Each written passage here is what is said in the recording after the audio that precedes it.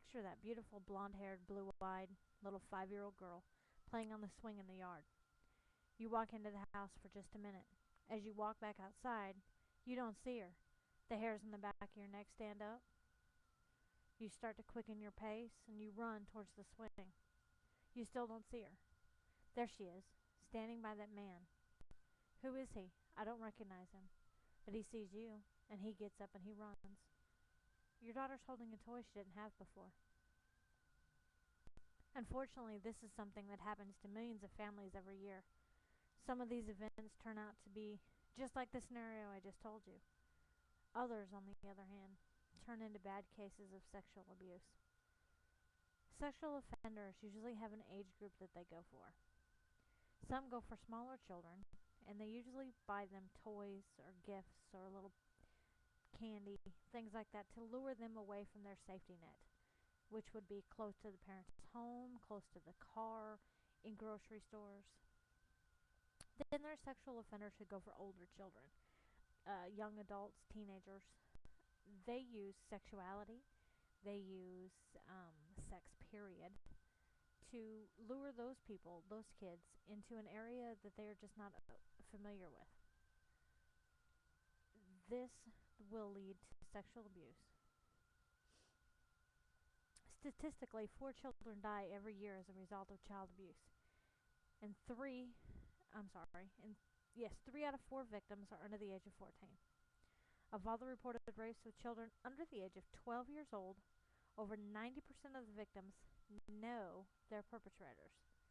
37.7% of all women and 14.4% of all men that are in prison right now have had, in one way or another, some sort of sexual abuse.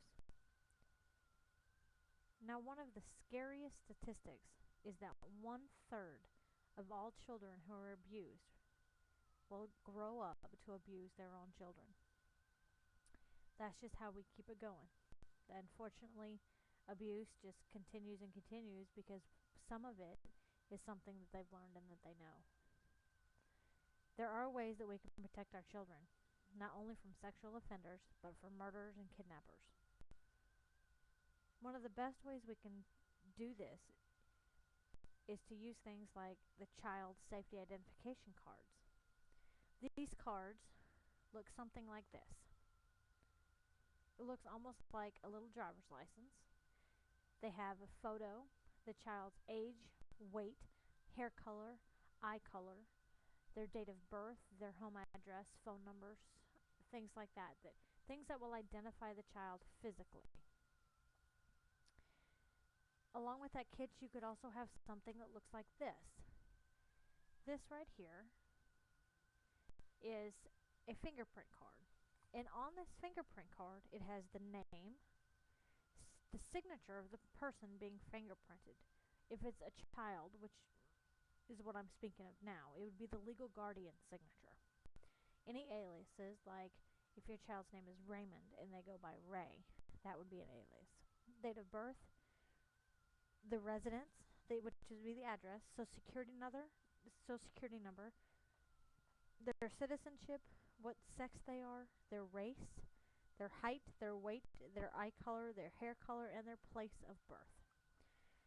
This way, there is no way that anybody who's kidnapped or anything like that, you'd be able to find them. You can use this not only in sexual abuse cases, but you could also use it in murder cases, missing children, things like that.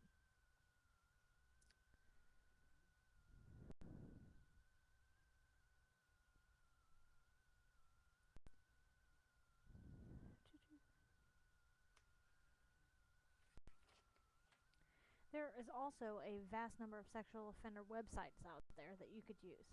One of the best ones is www.nsopr.gov. That stands for the National Sex Offenders Public Report. It is very important that we know who the sex offenders are on our website.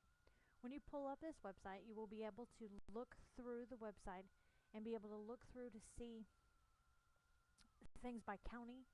You'll be able to look up offenders by zip code, by multiple zip codes. And when you print the report looks something like this. It has a person's picture on it. It has their height and weight, all their identifying markers, any aliases, just like the fingerprint cards. Any aliases, their street address in their county is very important. You'll be able to go to something like MapQuest and be able to pull up the address and see how close really to you they are. They are within your zip code, but then you'll be able to figure out exactly how close to you by block that they are. And it also tells you on here what their specific offense is. It's very, very important that we protect our children. They say that children are our future. This will only be the case if we keep them safe by taking every single measure possible to keep them safe. Keep that child safety kit, fingerprint your children, and know who lives around you. Teach your children who they should and should not speak to. Remember, our children are only as safe as the tools that we give them to keep them safe.